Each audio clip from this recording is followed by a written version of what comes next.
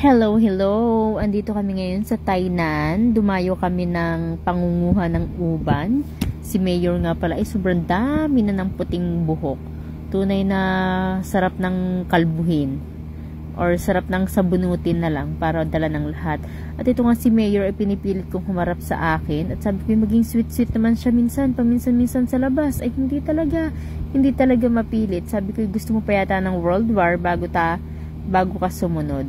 Pero hindi ko pa rin talaga napilit. Yan ha. Ay dahil nga may nakita kami dyan sa gilid na sobrang sweet. Nainggit ang lola nyo. Kaya yan si Mayor pinipilit ko pero ayaw talaga. So talagang hindi. Mamaya tatry ko ulit pilitin. Ay kami nga pala ay nakatambay dyan sa Tainan dahil kami ay kumain ng tanghalian. May baon kami. At dahil nga sa sobrang init ay nagpahinga muna kami dyan. Lalo na at sobrang sarap tumambay dyan sa Tainan Park dahil malamig at maraming puno. Kaya talagang ayos na ayos ang aming tambay. So ayan, tuloy-tuloy pa rin ang aming pag-uubanan. Sobrang daming uban ni Mayor dahil 10 years na nga siya dito sa ibang bansa. Ay talaga namang puro puti na ang buhok. Di na yata tatanda sa ibang bansa. Baka pag inalok pa ng only work, talaga namang igagrab pa na rin. Sa hirap ng buhay sa Pinas, baka niya forever ng kuha na. OFW, forever ng LDR. Sus ko po naman, sana na may hawag.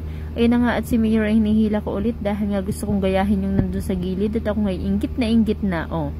Napilit din. Kung hindi pa hilahin ang binti, hindi pa susunod talaga namang, at akala mo, napakabait na topa, ha? Topa o tupa? Basta bahala na kayo dun kung ano. Kung topa, tupa, tropa, basta yun na yun. Ang bait ng topa ko, topa.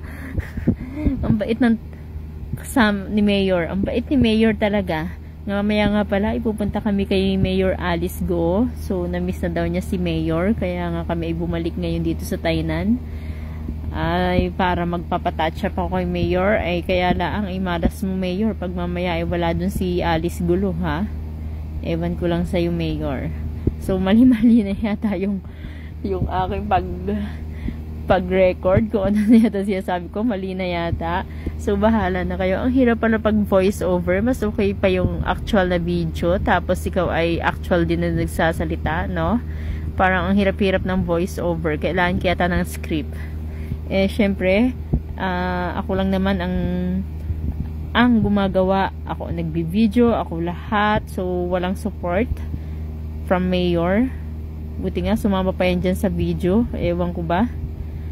So, sabi ko nga sa kanya, hindi ka man lang sumusuporta. Pag ako yumaman talaga, naku, iwanan na talaga kita. Char!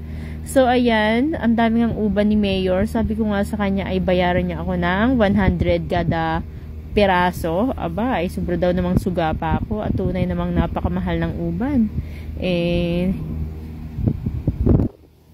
Madali lang daw naman iyong makuha. Sabi ko, abay ka mahirap kaya at sobrang maikli ang buhok mo ha. Pero madaling-madali ako dyan dahil nga puro puti naman ang buhok. Syempre, 100 ba naman ang isang piraso? San ka pa? San ka makakakuha ng ganong upa? Sige nga. At ayan nga, si lola nyo, ayan nga, libang na libang sa pangunguha ng uban. At syempre, nagchichismisan kami dyan, ha? Kaya nga, nag-voice over na lang ako. Kasi nga, nagchichismisan kami. Syempre, alam mo naman, bawal i-share. So, syempre, mas safe ang chismis sa partner kay Mayor. Alam mo naman si Mayor, pag sinabihan mo yan ng chismis, syempre, ako, wala yung pagsasabihang iba. At saka alam nyo, mas chismoso pa yan. Mas marami yung chismis kesa sa akin, ha? Tingnan nyo, ngingiti-ngiti yan. Kasi nga, ang dami niyang chinichismis. Char, ako pala yung bibig ko pala ang buka ng buka. So, ayan, kami nga ay pupunta na yan kay Alice Gulo at kami ay magpapaganda na pala ako. So, see you later na lang, ha? Abangan nyo yung video.